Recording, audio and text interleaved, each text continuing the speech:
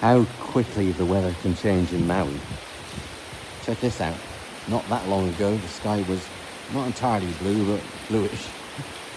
There were a few clouds. Look at it now, just teeming down. A few hours ago, Feast and I were in that pool.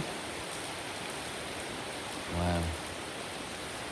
But you know, rain is important. It kind of helps to make things green. Although it would be nice if it would just rain like between 3 and 4 in the morning or something like that. Anyway, so if you do make your way to Maui, don't believe all those tourism pictures and adverts and everything else. It's not all that. And of course that can be said for pretty much everywhere in the world.